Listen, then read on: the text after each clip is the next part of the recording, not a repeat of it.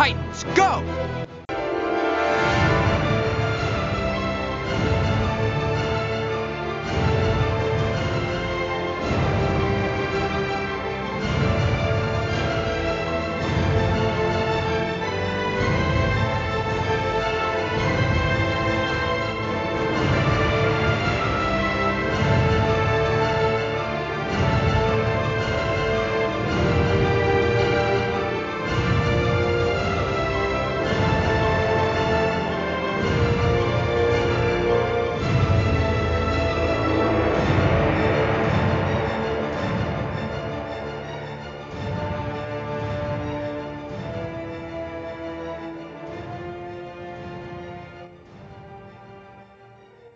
Hello again, everybody. Welcome back to Titan Talk, the Titans podcast. I'm Charles Skaggs, back in Doom Manor once again as we discuss Doom Patrol, the Titans spin-off series. And I'm here, of course, with my favorite Titan Talker, everybody's favorite Titan Talker, ready to talk some Doom Patrol, Jesse Jackson. Hello, Charles. Happy Sunday morning. Good morning. You too. It is, to pull back the curtain a little bit, it is the Sunday after daylight saving time changed. I can never remember, are we going to? Are we leaving? It doesn't matter. We moved an hour this morning. We're getting back to real time. Ah, okay. Because all that other stuff was fake time that screws you up because it's an hour ahead of where it should be. Exactly. So now when you are at home watching TV at 10 o'clock at night, it's 11 o'clock at night, so you feel like, hey, I can stay up later. Exactly. So that's good. I am ready to talk another chapter in Doom Patrol. Yes, this is what I like to refer to as the advanced class of Grant Morrison's Doom Patrol. Ah, very nice. So which we'll talk about here shortly, because we're going to talk about Cult Patrol here at episode 24 of Titan Talk, which was the fourth episode of Doom Patrol Season 1 that just came out a couple days ago on March 8th, 2019. Nice. So, yeah, this was written by Marcus Dalzine and Chris Dingus. I'm sure he gets a lot of crap about that name. And directed by Stefan Plazinski. So, very very interesting episode, especially if you're a Grant Morrison Doom Patrol fan like I am. Now, Jesse is not, so I'm sure he's going to have a completely different perspective than yours truly, which is okay. But hopefully there are some good character moments that he enjoyed, and some interesting analyses of some of our characters as we kind of explore their characters further. So looking forward to talk about it with you, Jesse. Okay, yes, I am excited to talk about it too. All right. So our guest cast for this episode features, of course, we should read right off the bat, we got to talk about Mark Sheppard as Willoughby Kipling, and the magician and chaos magician, I should say. And of course, Jesse and I know him because of our Doctor Who podcast, Next Stop Everywhere, free plug, that as Canton Everett Delaware the Third in the Matt Smith era storyline, The Impossible Astronaut and Day of the Moon, that two-parter. And, of course, he also played Crowley on Supernatural, which I'm sure a lot of people recognize him from. Badger from Firefly. I'm glad you mentioned that because that was on my list. Romo Lampkin, the lawyer on Battlestar Galactica, the remake of Battlestar Galactica. That was a great role. Yeah, he was very good in that role. And Bob the Caretaker, that's where I was first introduced to this actor, which was in the first season episode of The X-Files called Fire. Wow. Where he's a pyrokinetic, and he was really good in that one. Mm-hmm. So it's kind of interesting that, like, way back in the 90s, like, I noticed this guy because I thought he was really cool in one of my favorite X-Files episodes from back in the day. And here we are, like, 30 years later almost, and talking about him on Doom Patrol. So that's pretty cool. Yeah, I made this joke last episode, and I think it's worth repeating. Maureen Bryan, the great TV critic, said that Congress had passed the quote, Mark Sheppard Full Employment Act is the reason why he is on so many shows. It is not just genre, but I mean, TNT shows, major shows. I mean, his IMDb page is incredibly diverse, very active in conventions, and I teased this last time. So I was at Dragon Con several years ago, and one of the exciting parts of Dragon Con is the ability to catch a celebrity in the wild. And so I was at one of the hotel's lobbies, or I guess kind of the general area, and I heard a lady dressed in a damn it, I'm going to get this wrong, a Stargate uniform. Okay, and all of a sudden I hear someone talk. She's like, well, I don't really know about Doctor Who. And I hear a guy going, oh, you've got to check out Doctor Who. It's amazing. He says, and you don't have to even go back to the old stuff. You don't even have to start with, with the reboot. You can start with the 11th Hour. And I look, and it's Mark Sheppard. Right. That's cool. Telling this lady, I'm like, oh, yeah, it's amazing. And he looks over me and goes, yeah, right? And she's like, you can just start with Matt Smith. It's amazing. This is truly one of the best shows. If you like, Stargate, you're going to love this. And I said, yeah, and, Mark was in it. And he goes, yeah. I said, yeah, and you got to say both iconic lines. And he goes, yes, I did. And so she goes, okay, I'm going to try. He goes, okay, great. And then someone was pulling him. He goes, okay, I've got to go. It was fun talking to you guys. And he walked off. Well, that's cool. That's a nice little anecdote. That was a nice moment for a convention. It was. That's cool. Yes. Yeah, it's kind of nice where you get those little aside moments from the actual panels, and you can just see how much you get he was. Yeah, you get a better idea of how that celebrity is when they're acting on the floor with people, which is good. Yeah, absolutely. As opposed to in front of a crowd. Right. Well, that's great. Well, I'm glad to know he was a really good guy in person. So yes. That's good. That's good to know.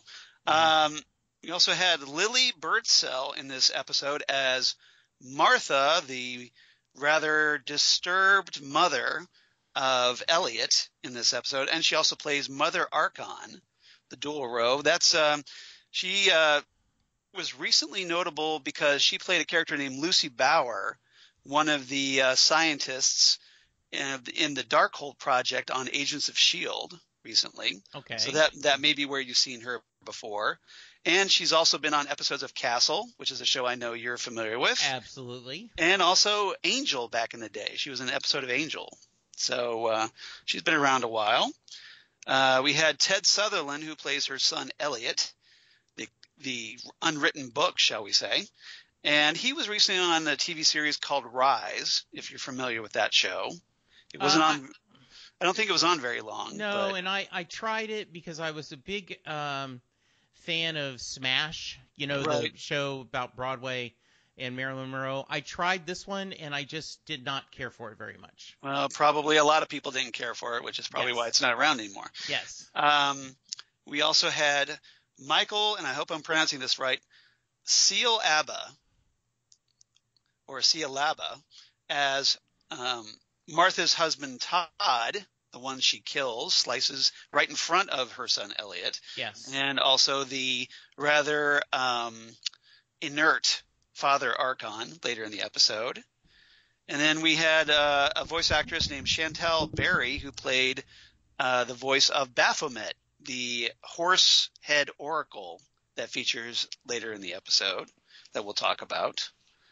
But some pretty interesting actors in this one, I thought. Yes. But obviously, Mark Sheppard's the big star of this episode. And I was really glad to see him cast as Willoughby Kipling. So very happy with that casting. Good. All right. So ready to talk some topics? I am. So I am going to guess in advance. I'm sure you have an idea. Clash song titles? Incorrect. Dang it! I'm guessing you thought Clash song titles because of Cliff's T-shirt. Yes. By the way, that is a highlight every week of me seeing which, and I so want a Springsteen shirt. I want a Springsteen shirt. I want a Springsteen shirt. I realize he tends to be more hard rocking, Right. and more of the Yeah. punk, kind of Yeah, thing. it's just it's more of a kind of a punk and also just British kind of a rock and stuff. Yeah. hardcore. Yeah. Yeah, but hope springs eternal. Right. That he could have a classic Born in the USA, with Bruce doing that iconic look. That would be Bruce very is cool. a little bit mellow compared to apparently Cliff's musical taste. I think so. Especially if he's sporting Black Flag T-shirts, which he did at one point. Yeah, but certainly the Grammys opened once with Bruce singing lead on London Calling. Oh, as really? A tribute, yes. That's interesting. I didn't know that one. Yeah. But of course you would because Yes. you're a Springsteen guy, so that's cool. Yeah. I did not know that. That's interesting. I might have to you check have to look that out. that out. Yeah, it was a tribute to Joe Strummer, or someone had died. Yeah. And so they opened the Grammys with them covering London Calling. Okay, So, that's yeah. cool. So I went a different direction with our themes this week, and I'm going to do 4 topics this week. Okay. Because the way this kind of story was a little structured, there's a lot of characters I want to talk about. So I broke this down into 4 segments, but we can do shorter segments. Okay, sounds good. To kind of average things out. So first topic. I'm fixing a hole where the rain gets in and stops my mind from wandering. So okay. I'm going to leave that there. If you're a fan of a certain group, you probably picked up on that horrible singing of mine. And I want to talk about, this is Cliff and Jane I want to talk about. So fixing a hole, because Cliff and Jane try to go fix up the Stigmata Gateway on Father Cuervo in Nurnheim, and try to prevent Nurnheim from passing through into our dimension. So I want to talk about Cliff and Jane. Cliff and Jane are not doing very well. They start off very frictionless, following up on the events of last episode, and Jane has apparently taken a time out as a result, leaving other personalities to fill the void. So I want to talk about them, and also at the end of the episode where we get some insight on to how each of them views the other. Yes. So, Jesse, what did you think about Cliff and Jane in this episode? So I like their relationship, and it's very clear that this is, I was worried it would be a romantic, and it's not at all. It is definitely, in his mind, father-daughter, that's very clear. Right. And her, I think, depending on the persona, she's someone she likes. But I think Jane, which we know is not the core persona, but for the sake of this argument, let's call it is, seems to be having a connection with him. Right. I like the idea that because she was vulnerable with him, at least that's how I interpreted that she was a little maybe embarrassed or Right. a little bit worried, or maybe the other personalities like, look, you shouldn't be doing that. But regardless, she took a time out, so we got a lot of Hammerhead, right? Yes, we did. Yeah. Which was very cool. I like that character. I did find the penny farthing, or yes. Yeah, which Penny Farthing. I kept thinking of Penny Dreadful, but no, it's Penny Farthing, which is named after a old style bicycle. That's the kind of bicycle where it has that big front tire, yes, and then a little small tire in the back. Yeah. So a very Oliver Twist, Charles Dickens. Sorry, yes. sir. Yeah. And she's Penny Farthing's kind of the apologetic Brit character. And so I thought that was really fun, even though it was irritating from Cliff's perspective. Like, really, you have all these badass personalities, and I get stuck with the sniffling little, British, young boy, apologist. Girl, that's like, oh, so sorry, sir, oh, sorry, sir, and going to whoever is the strongest person in the room. So, yeah, I like their interactions a lot. Cliff was kind of mad that he's like, well, I want to yell at Hammerhead, and you're telling me I can't even yell at Hammerhead? Come on. Yeah. So this was a pretty. I did not feel confused about this at all. Right. I liked their persona. I thought it was pretty interesting. that they ended up going to the other area dimension. Nirnheim, yeah. Yeah. So I liked it. It was good. All right, cool. Yeah. Yeah, it was really interesting in the beginning where Cliff's having this dream of his daughter. Like it was a very disturbing, like almost like a nightmare where he's, it comes off like a flashback where we see Cliff. He's obviously younger. He's got hair. He's hairier at least. He's got rocking a mustache and whatnot.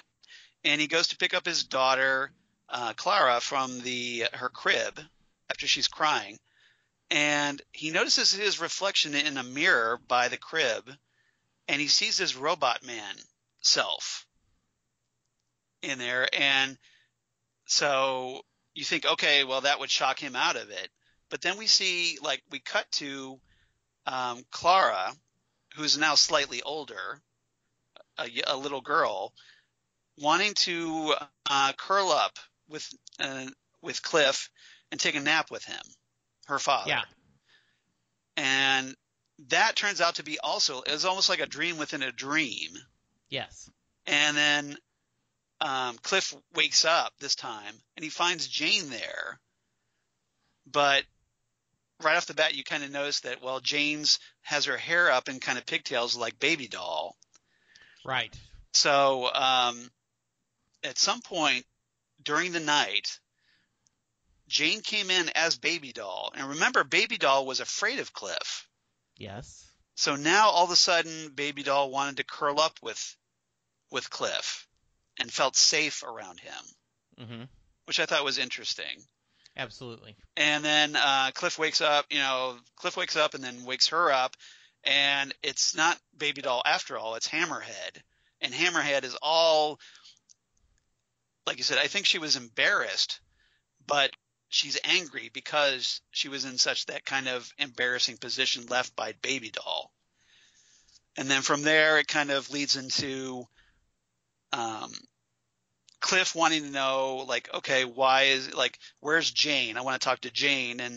And Hammerhead says that Jane's in a timeout. And that leads us to Hammerhead revealing that Jane was apparently very traumatized by seeing Cliff rip those guys apart in Fuchtopia last week. Yeah. So apparently she needed to check out. Hammerhead kind of supplanted as the dominant personality. And I suppose, Charles, yeah, I'm just... And Cliff is just clueless about the whole thing. He's just like, wait, what's the big deal? What did I do wrong? And she's like, you figure it out. Yeah, and I guess maybe I'm too calloused of watching, superhero movies, right? Zack Snyder or whatever. But I did not. I wasn't shocked by. I was a little actually confused last week with Cliff being so like, oh, I'm covered in blood, and what did I do? Right. I was kind of like, that's what you needed to do. I mean, maybe you were a little more violent than you needed to, but, this is not a G-rated comic. Of course, you're going to kill them. So I was a little bit about that. Well, I think Jane, and I'm just guessing here. Yeah. Because we don't know the full story yet. I think Jane was she thought she was starting to perceive Cliff as something else. And, like someone safe. Yeah. And then to see him so violent, she makes this comment later as Hammerhead saying that, like, hey, you're just another, what did she say, like a misogynist, or not misogynist, but another toxic masculinity, another example of toxic masculinity. Mm-hmm. So, which I have an inclination from the comics about what that connects to, but I'm not going to talk about that yet. But it's obviously troubling her. And Cliff's cluelessness about the situation isn't helping at all. And it becomes even more interesting so that when we get to the end of the episode, when Mother Archon kind of peels back the layers Mm-hmm. of how Cliff and Jane view each other. I thought that was really interesting. Yeah. Because let's see, this is after they've kind of traveled and been captured in Nirnheim and brought Right. before Mother Archon, with Jane now in that penny farthing persona. So Cliff calls out Mother Archon for saying that she's denying reality, but then she's like, well, there is no reality. There's only perception. So then we see Cliff becoming human, and Jane starts seeing her various personalities in this kind of broken mirror shard reflection. So Yeah. like there's like a mirror that's been broken all over the floor, and in each shard we see one of her various personalities, including her younger self as Kay Chalice. Mm-hmm. So what did you think about that moment? I think it was okay. I did not from just watching this, it was just another story to me. Like I said, this one was I don't want to say it just was kind of moving the story along, Right. but I didn't feel anything emotional about this. I was actually a little bored with the Cliff and Jane part. Okay. I wanted to go back to the Constantine. I'm sorry. Willoughby Kipling. Yes. Yeah, Kipling role, because I thought that was a more interesting. Well, story. we'll talk about that. We're going to talk about that in our third segment. So yeah. Yes. I would say I want to give Willoughby Kipling his due here. Absolutely. All right, but yeah, I thought it was interesting because in addition to that, we kind of see then Mother Archon says, well, this is how we see each other, and then that's when we see Cliff becoming a blood-soaked robot man again. Yeah. And while Jane becomes his daughter Clara. Right. So Jane is viewing Cliff as this violent monster. And Cliff views Jane as his daughter, which we all kind of figured at this point. Yeah. But it basically laid it out. It laid it out for Cliff, so that maybe Cliff wasn't even aware of it, and he's kind of was a little denial. He's like, no, that's not how I view her, but it is how he views her. Yeah. And then Mother Archon says, and then there's our truest form, and that's where we see Cliff being just nothing but a disembodied brain on the floor. Yeah. While Jane has now become young Kay Chalice. Yeah. See, the girl she was before her trauma that splintered her mind into all these personalities. So I may have to go back and rewatch this because I just kind of glossed over that. I just thought it was a very speaking, Charles. Yeah. I was bored listening to you tell the story. Oh, well, thank you. I appreciate No, what I mean is, and it's not you tell a very good story. I just don't understand the importance of this. I mean, it's like, okay, yeah. I mean, you can only do so much psychologically. Yeah. And let's tell a story. And I think it was kind of, yes. Well, I thought it was an important moment because it kind of laid out for Cliff and Jane how each is viewing the other. But I think we kind of knew that, and maybe they didn't know it. That's what I'm saying. They didn't know that. So the importance of the scene was to kind of spell it out for them. Okay. So that now they can kind of approach each other a little differently. All right. Well, we'll see where it takes it. But for now, I think it was a little too much for not enough delivery. That's all right. All right. Anything else about Cliff and Jane before we move on? No. Like I said, I love his Clash T-shirt. I like their relationship together, and so just after a while,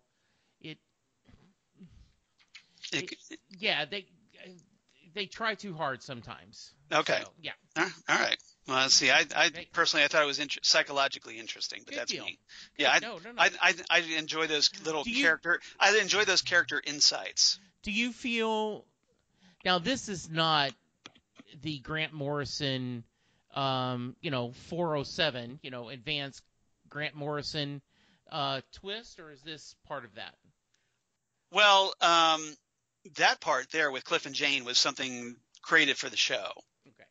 But the whole thing with Nurnheim, and I'll talk about that when we talk about in our fourth segment about the Cult of the Unwritten Book and the Decreator. Okay. That's the advanced level Grant Morrison stuff I want to talk about really quickly. Okay. Okay, let's move on to topic number 2, which is lovely Rita, meter maid, nothing can come between us. Okay. So I want to talk about Rita, of course, and there's a couple of song titles there. Fixing a Hole in Lovely Rita. So hopefully you've picked up on those. We were heading and toward Abbey Road. Yeah, as Jesse starts typing into his computer. No. All right, yeah. This I want to talk about Rita, but in this segment I also want to talk about Vic, and I want to talk about Larry, because Rita has kind of moments with both of those characters, and so it's kind of a good excuse to kind of group all those three together.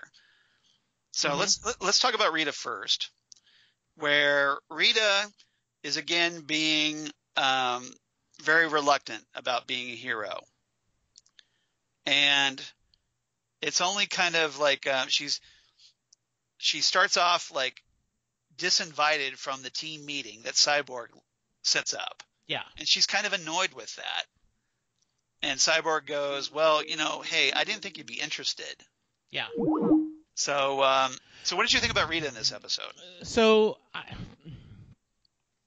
I like Rita. I do think it is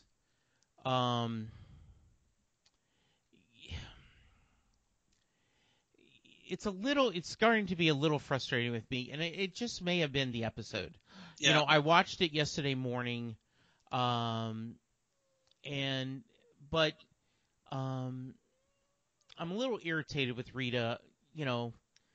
There's the phrase "blank or get off the pot." Right. Make a decision. You are what you are. I mean, I thought Vic's little point of we all have a goal. Right. We're working together. Right. Team, Yes. Was a great line. But, she can't decide what she wants to be. And that is irritating me. Well, I think this was the first step toward that. Okay, good. And we'll talk about why here in a minute. Because Rita, there's a when they get a hold of Elliot, the unwritten book, and they're trying to protect him back at Doom Manor in the lab. Yeah. And you have Willoughby Kipling wanting to kill Elliot because Kipling views like, well, hey, if this kid is the reason that could bring about the end of the world, well, we'll just take out the kid and solve the problem. No kid, no end of the world. Yeah. But Rita steps in between them, and this is where we kind of first see her not just being a blob. We see her stretching her arm out in true Elastigirl form, or Elastowoman form now, and holding Kipling at bay. Yeah. And then later, we see Elliot, Larry lets him out of the lab, and he goes off to kill himself by jumping out a window. But he can't quite do it. He's sitting on the roof, and he's about to, or acts like he wants to. And Rita, instead of not getting involved, because remember, she doesn't get involved. Right. And she actually reaches out to him and talks him back into the house. Yeah, and remember, this was a big moment for her because she was disturbed before. Right. She was eaten by the micro, gooey stuff in the river. She didn't even want to watch a guy that had a deformed arm. Right. So she wants everything perfect, which is part of the reason why she's so destroyed by her own issues. But to care, it's not like she's a mom. It isn't like she's shown a maternal instinct. Right. Though I think she has a apparently it's that it's as there taking now. Care. Yeah, because of taking care of the rest of the group. So right. Yeah, I thought that was a nice moment. I did love her I thought that was an important character moment where she's starting to make that turn. Too. And in the whole, you're only on the second floor, so this isn't. Yeah, it's not a big deal, but but the fact that she got involved, and she reached out, she could have just like gone to her room or gone elsewhere, and left Elliot to his fate, but she cared, and I thought that was this is a first step, I think, for her. And hopefully this will mean, this is going to bring her around. And so now she's just got to work on the perception that everybody else is seeing about her as well. So we'll see where that goes. But I thought it was a kind of a turning point for Rita. I agree. It was. I also liked. We'll see where they go. Yeah. I like the. We get a little more insight with Larry and the chief and the energy being, watching the old VHS tapes. Yeah, that's what. Which Larry's like, "Ooh, wait a minute," Well, at first he was very resistant about that. Yes, he was, but then he happened to catch this because it's the energy being that's watching the tapes. Yeah, the negative spirit. Yeah, and the negative spirit is essentially trying to show him something, a message. And he's trying to get Larry to figure it out. He keeps bringing him like his body in front of this TV and putting this video and hoping he'll watch it. And then he finally does and realizes something, which he, he realizes that, okay, we're watching this thing that the chief came up with this machine. Yeah. So that the negative spirit could express his voice. Like the negative spirit goes inside the machine, and apparently that, through whatever, super sciencey way, allows the negative spirit to communicate.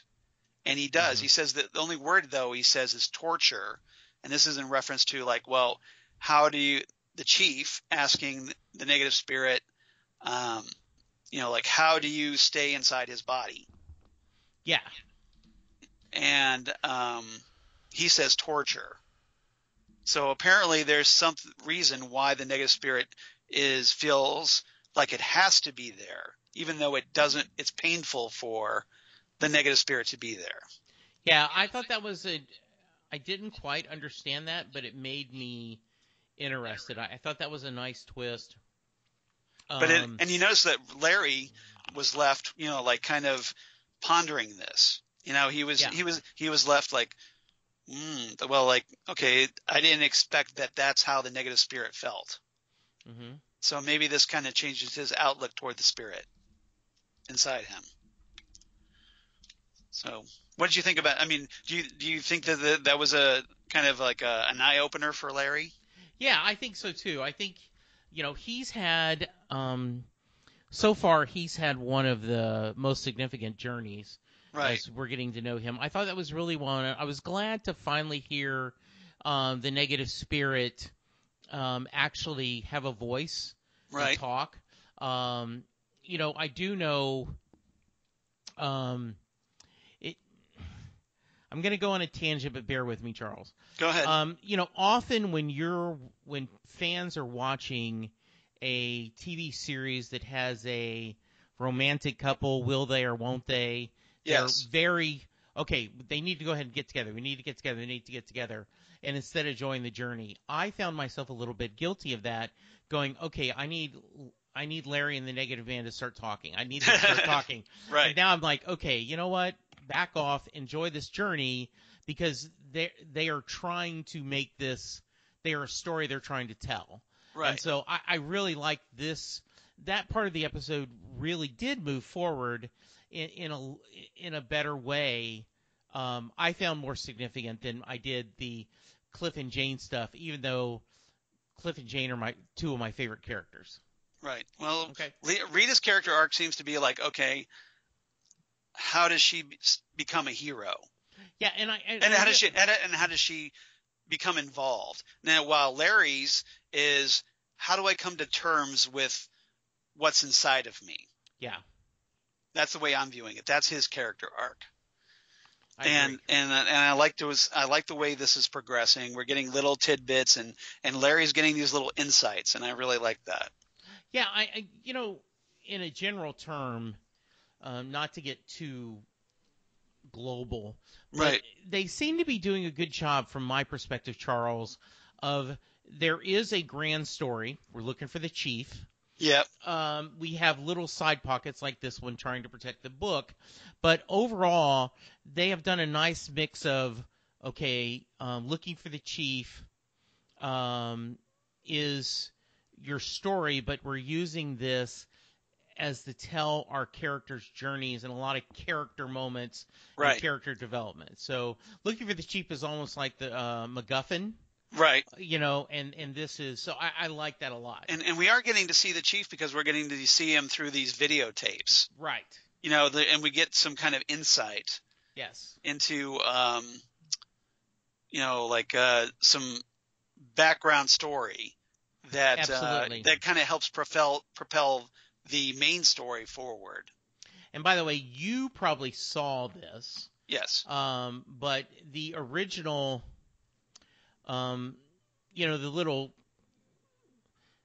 the promo shot of them all in the bus. Right. I just noticed this time, the chief, Timothy Dalton, is eating a candy bar. Yes. Which you had talked about last week. Because he's a chocoholic. He has this little sweet tooth.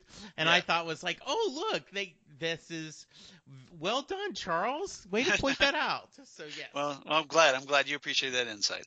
Yes. Vic doesn't have as much to do with this episode, but apart from trying to coordinate the team. Yeah. Which is a chore in itself. He's like herding cats, basically. Well, and I do love the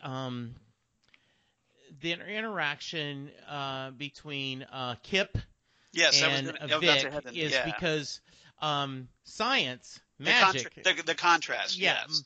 Yeah. Now, and that was kind of interesting because they're both kind of locked in their positions. Like Vic is science guy, and Willoughby Kipling is obviously magic guy.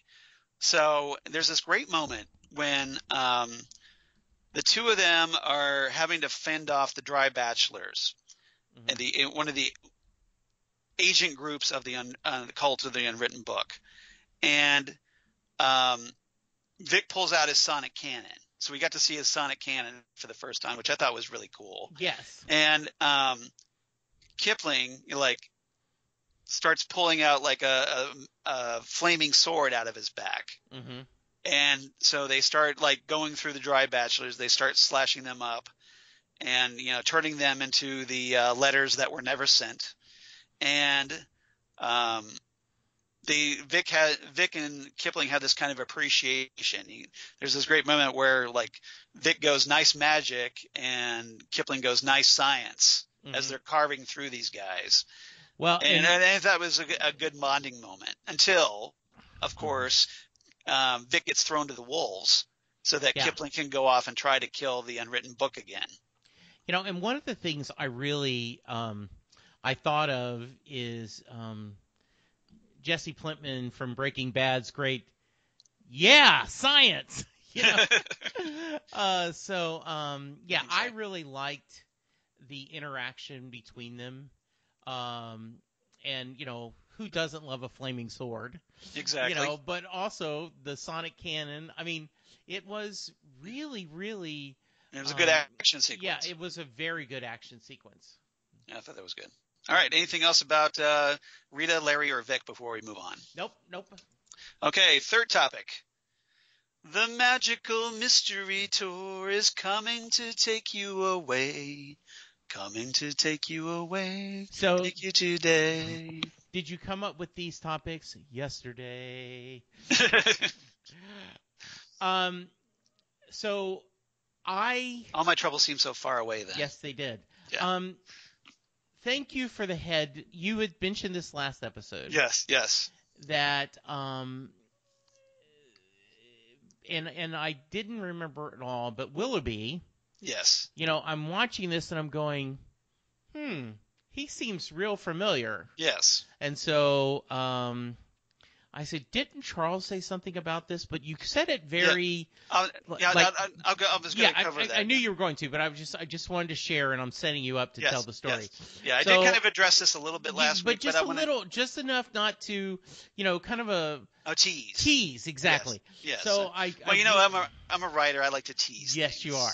So it's all about the drama. I did a quick Google search, and I went, oh yeah. So for those of us who didn't want to go to Mr. Google, Yes. If I said, wow, this seems like a very John Constantine type character, There's a you reason would for say that. yes. There's a reason for that. So yeah, obviously we're going to talk about Willoughby Kipling in this segment. Played, of course, by Mark Sheppard, rather well, in my opinion, because I was a fan of the character in the comics. Now, give some backstory, like Jesse was talking about. Willoughby Kipling first appeared in Doom Patrol Volume 2, number 31, and as he was intended to be John Constantine.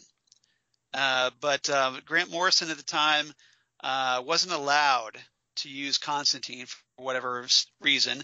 Apparently, DC's editorial policy prevented Constantine being used outside in superhero comics because at this time, Doom Patrol was not part of Vertigo yet. Okay. Because there wasn't a Vertigo yet. At the time, it was still a superhero book, a main, DC Universe book.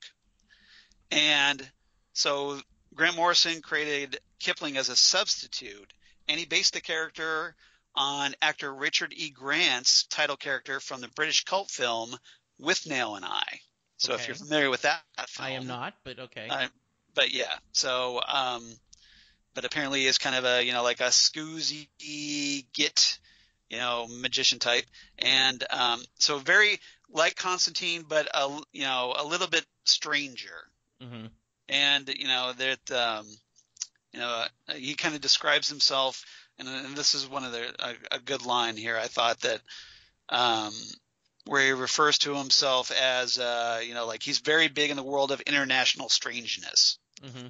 to kind of put it mildly. Yeah. And that's a line that's actually taken directly from Morrison's story in Doom Patrol. So I thought that was really good. But so Kipling here, essentially we're introduced to him. He's attacked by another agent sect of the Cult of the Unwritten Book called the Little Sisters of Our Lady of the Razor. These rather homicidal nuns with very large straight razors, and that they can cut through walls and whatnot. And so essentially, he's the character that knows what's going on. He's read the signs. He's been following the signs. He's been waiting for them, which is why he had all those alarm clocks at the beginning to kind of tip him off that, like, hey, something's big is about to happen. And so he goes looking for the chief. Apparently they've got a history. Yeah. So the chief has lots of secret histories with people, as we've been introduced, that the patrol doesn't know about. So he goes to Doom Manor looking for the chief, but hey, the chief's not there, as he's told by Rita and Larry. And Rita goes, well, if you'd like to leave a message, almost like a voicemail. Yes. And so Kipling is just like, well, okay, that's nice. I'm going to the chief's office to get this penny. And he gets this penny and everybody else kind of like is watching him going like, what's this guy? Who's this guy? Mm-hmm. And Cliff obviously is like the audience's point of view character being understandably confused about what the deal is with this guy. He takes a drop of blood, puts it on the penny, and conjures this oracle named Baphomet. And Baphomet kind of lays out these little clues about the situation while also kind of resetting the classic song "A Horse with No Name," by America. Like I've been through the desert on a horse with no name. Right. And basically we find out that Kipling is trying to prevent the end of the world because the Cult of the Unwritten Book, who we'll talk about in our fourth segment, he's taken it upon himself to try to prevent this, and he's not going to do it sober, that's for sure. Mm-hmm. So what did you think about Kipling in this? So I liked everything about him. I loved, first off, I'm a Mark Sheppard fan. Right. So, So you were on board from the get-go. Yeah, right from the beginning. When he is I thought it was really funny is, he's talking and sharing and not, being very vague and Right. acting like you should know what's going on. And then This is all very matter of fact to him, yeah. but everybody else is confused by what he's doing. And then later when they're talking, he's like, "Hey, is anyone going to explain any of this to me?" Right. Yeah, that was I don't nice know. little, I thought that was that kind of really flipped things fun. on. Yes, Yeah. I loved that part about him. A great character, a great addition to this universe. So I was really, really happy. Yeah. Mm-hmm. Yeah, he was. I just thought that Sheppard did a really good job in this. You obviously, if you're a fan of Matt Ryan's John Constantine, essentially the same character, but Sheppard plays it a little differently, and but it's still very intriguing, and like I love the fact that like he integrates it. He starts to try to integrate himself in with the Doom Patrol, like he tries to associate with them. Yeah. But he's still in the background. He's got his own agenda. Like he tries to kill the unwritten book, and they with a blowtorch at first, and they like wait a minute. They try to stop him, and they're like, okay, like, well, we need to prevent the Nurnheim from getting through. Yeah.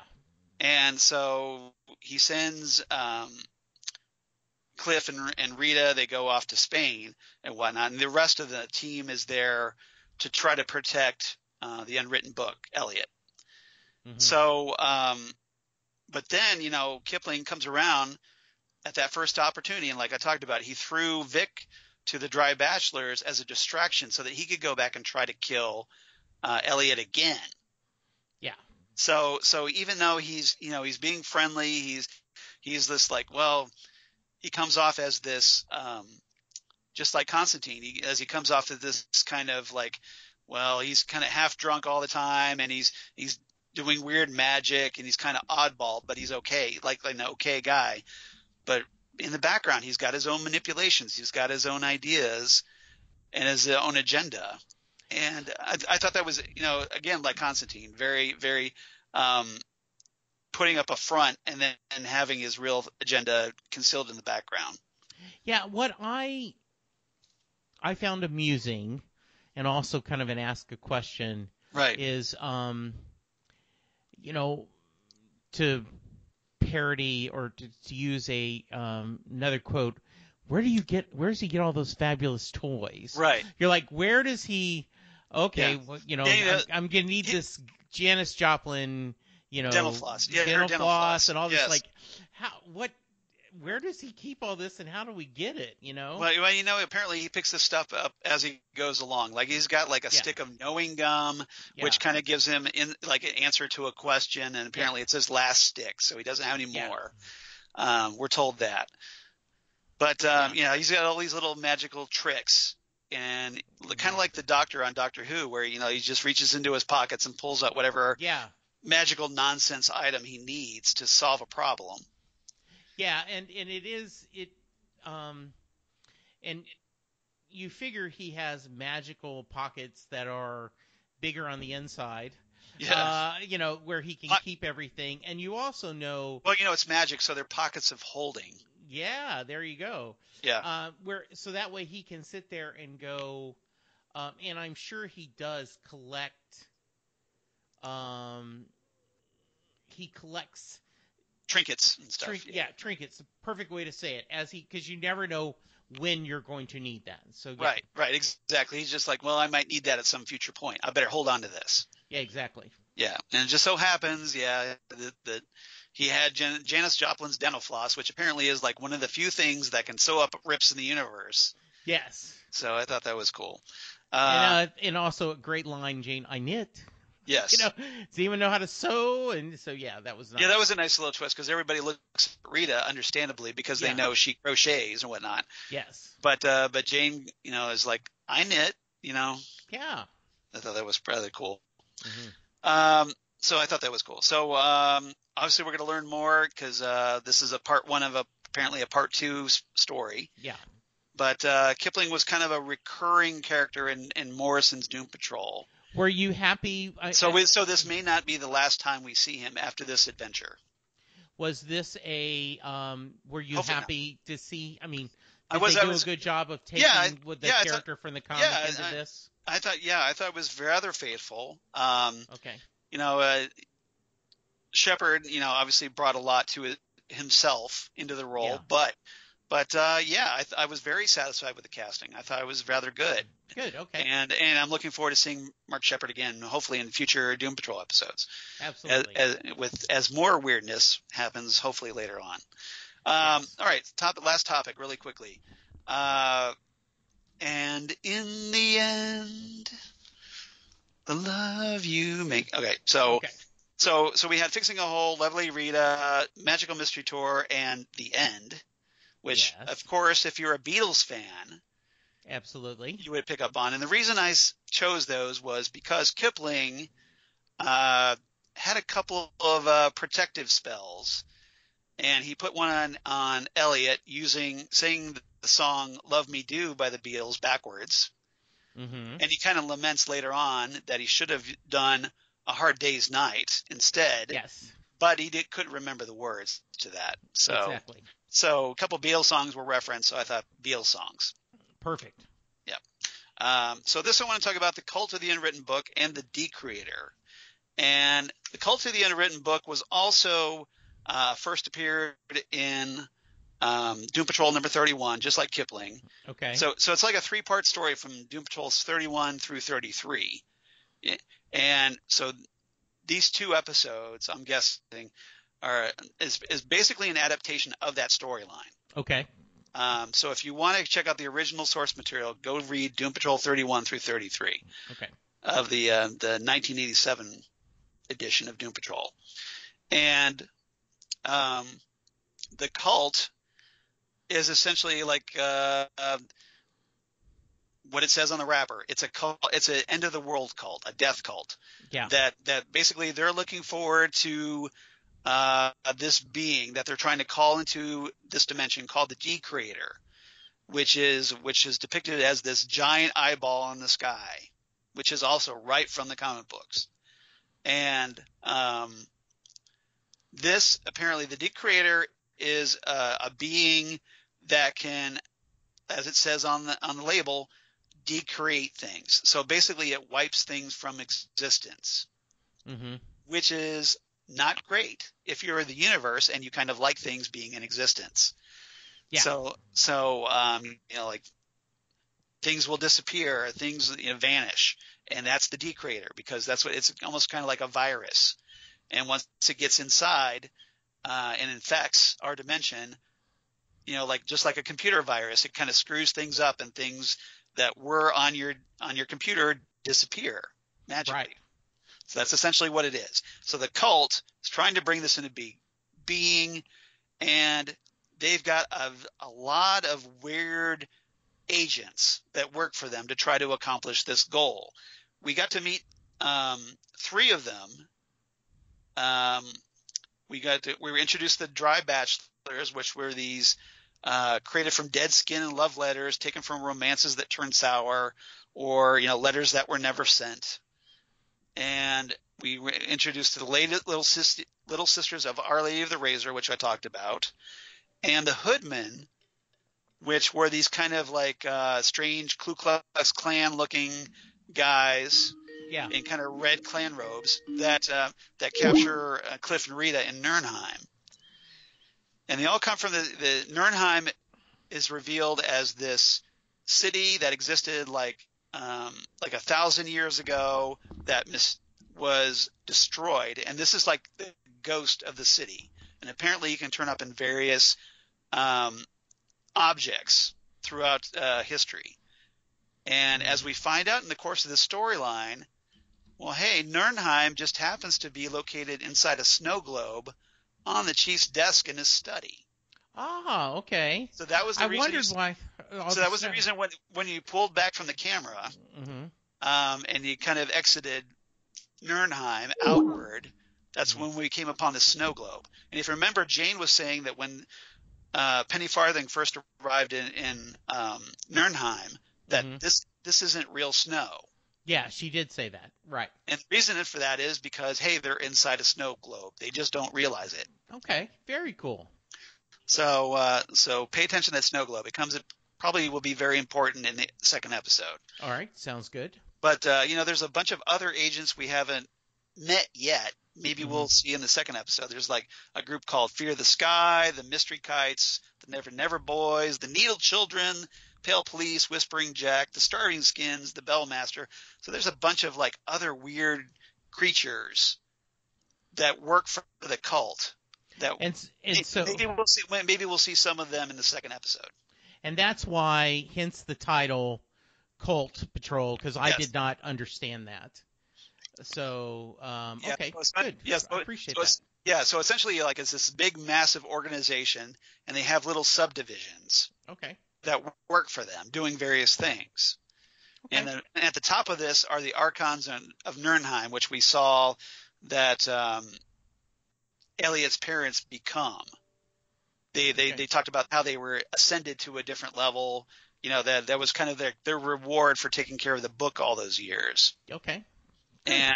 And so, like, this inscriptions that you see all over Elliot, they're supposed to eventually read that as Elliot becomes older, and that it becomes the gateway that allows the D-Creator to come into our universe.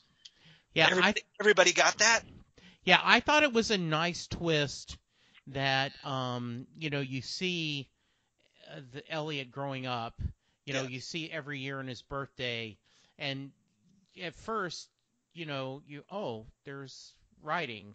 Oh, there's more writing. There's more writing. And you notice there's like little versions of the D-Creator. Yeah. Like there's a giant eyeball on the cake. There's eyeballs on their hats, their party hats or whatnot. Yes. And then, of course, things take a dark turn when Martha kills her husband. Yeah, because he's like, run away, run away. Maybe like that Todd was kind of there against his will or whatever and tried to warn his son. Yeah. So, yes, as Elvis Costello said, every day they write in the book. Yes. So, this was a nice I always love the idea of, okay, the easiest thing to do is just if you kill this kid, no one, end of world saved. Right, which is how Kipling's approaching it. Yeah, but because it's never that simple, right? Right. So yeah, I mean, Josh Whedon's Cabin in the Woods kind of had that, a similar premise. Right. Not totally, but the idea of like if you sacrifice just a few to save all, is that okay? Right. So yeah, I really liked that part of the episode, and I was happy they covered it. I'm really curious to see. Yeah, I know that's a lot to handle. I know this, like I said, this is the advanced level of Grant Morrison's Doom Patrol. And I'm glad we waited until episode 4 to get to this, because if they had hit everybody with this right off the bat, it would have been way more intimidating, and I think a lot more people would have been turned off. Yeah, absolutely. But this is kind of what I wanted to see from Doom Patrol. I wanted to see it getting weird, like the comic book, and this was the first real case of that. And I was glad to see that, and I was glad that it was a pretty faithful adaptation of this storyline so far. Yeah, I agree. I thought it was a really good story. I'm excited to see the second half. Yep. It does feel, I was very critical of the Titans, not always being faithful, or not just. Too many road stops. Like, okay, come on, this wasn't. But I felt like this was the perfect time to kind of throw in this adventure of the team. So, yes. Yeah, I agree. I think it's really well done. Well, and obviously we're getting to see them interact more as a team. Yes, too. exactly. So it's kind of bringing them together, and even starting to bring in Rita. Yeah, A little bit. So we'll see. Yeah. All right. Anything else about this episode? Nope. Just loved it and was really happy to see. Yep. Yep. We obviously have a cliffhanger. The D-Creator is looming in the sky. Yeah, there you go. And, Absolutely. And we'll see what happens next. I will probably go watch the episode again now that you've given me some insight. Hopefully I've given you a little bit of that. I'm looking forward to seeing it again. Yeah, and maybe it would help if you did want to check out the comic book series, the storyline, 31 through 33. Just a little tip. Highly recommended, but I thought this was a more mainstream adaptation to make it more accessible. Good, very good. All right. Do you have any favorite lines of the episode? So I just have one. Okay. But I did love this one. You know, Hammerhead has a problem with the Catholic Church. Yes. And so there. Things we didn't talk about that. Hammerhead kind of flips out inside the church. Yeah. And so she goes, "How many lives were wrecked here? You think in the shadows?" And Cliff, little too busy in my own slasher flick here to get into all this now. Yeah. I really like that point. I love that. Yeah, I thought that was really good too. And that's kind of like a little bit of a difference from the comic book as well with Jane, is that, it seems to have this religious connotation to it, that maybe there was some religious abuse by a church leader or something. Yeah. So we'll see how that plays out. But it's definitely something to keep an eye on. And obviously Jane has a problem with it, or at least parts of her, especially like Hammerhead, have a problem with it. My favorite lines between Rita and Kipling, where Kipling, this is when he first shows up, and Rita goes, "We don't know where he is, or for that matter, when he'll be back. But if you'd like to leave a message, maybe tell us who you are." And Kipling interjects, "A message. Sure. How's this? Dear Calder, you wanker, I need my penny you nicked, 'cause the world's about to effing end again. Signed, your old pal Kip." Rita says, "That's your name, Kip?" Kipling replies, "Name's Kipling, Willoughby Kipling, Knights Templar in case you're wondering. Don't suppose that means anything to either of you. I'm very big in the world of, shall we say, international strangeness. So go ahead, check me out. In the meantime, I'll be in that bag of goat shit's office saving the world." I thought it was rather good. Good exchange between Cliff and Larry, where this is just after they'd seen the Oracle Baphomet. And Cliff goes, "You believe a blue horse head?" And Larry kind of pauses for a moment. He goes, "I do." And Cliff replies, and this kind of sums up a lot of things about this kind of story, "I just don't understand anything anymore." Yeah, I really liked the horse head. I thought that was really nice. Yeah, Baphomet. That was good. Last exchange was between Cliff and Mother Archon at the end of the episode, which I liked. Cliff goes, "So this is it? We just stare at each other until the world ends?" And Mother Archon replies, "It won't be long until the book is read. I can feel it." And Cliff replies, "The book? You mean your son?" And Mother Archon replies to that, "To me, he is the unwritten book." And Cliff goes, "Wow, I gotta hand it to you, lady. I've been a pretty dad, checked out for a while now, but you take the whole damn cake. Raising your only kid so you can sacrifice him to a death cult after killing his dad in front of him, that there is top shelf BS." So I thought that was really good. That's all I have. So do you have a rating for this episode?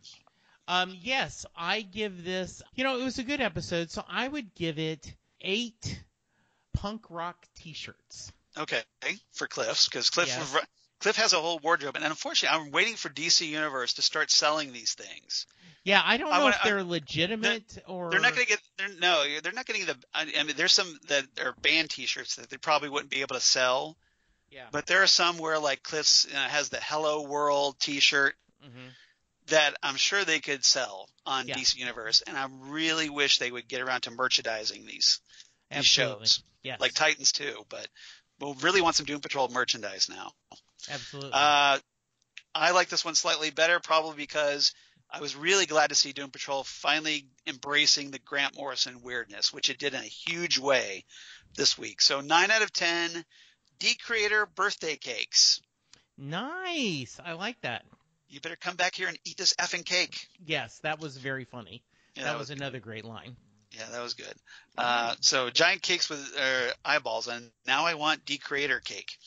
All right, so just a little bit of Titans Tower news this time, where apparently in an upcoming Doom Patrol episode, we have an actor that you may be familiar with, Jesse, because Ed Asner is going to be appearing in a Doom Patrol episode. Oh, nice. He's going to be playing, and this is obviously Ed Asner, who very famous for Mr. Grant. Yeah, playing Lou Grant on the old Mary Tyler Moore show back in the 70s. Yeah. But he's done a lot of voice work. He played Granny Goodness in the Superman the Animated Series, did the voice of that character. And he's really good at his Granny Goodness, which I thought was good. But he's been in a lot of other things. And he's going to be playing a character named Ed Garvey, who is described as a hospital patient who befriends Rita, a.k.a. Elastigirl, and helps her to confront the secrets of her past. Okay. So I'll be curious to see where that goes at some point. So there's that. And we do have some feedback this week. Just one response. Okay. Because apparently DJ Nick is slacking again. Shame on you, DJ Nick. But thankfully, Holly from Wisconsin has written Thank you, Holly. Go ahead. Do you want to read Holly's? Or? No, I got it. You go ahead. All right, we'll do this really quickly. All right, so Holly says, "Hey guys, what an episode! Mark Sheppard did an awesome job as Willoughby Kipling, didn't he? Though I totally agree. Great scenes between Rita and Elliot. Love the nod to America and the horse with no name with the ghost horse. That's she's referring to Baphomet. Yes. The D-Creator is quite the villain. I have the feeling we haven't seen the last of it. Nope, there's going to be a second episode, presumably. The scenes with Cliff and Jane were interesting, and I can see where Cliff sees Jane as his daughter, Clara. Also, Vic is making strides to becoming part of the team. All in all, good episode. Can't wait for next week." Holly from Wisconsin. So thank you, Holly. Very nice, Holly. Yes. We always love hearing from you here and also on Next Stop Everywhere. So it's great to hear from you here. Absolutely. I did love the horse oracle. Kind of reminded me of Bad Horse from, the Josh Whedon. Right. Yeah. So good stuff. And that was another thing that was taken from the original's comic book story. So that was cool. They kept that. Very nice.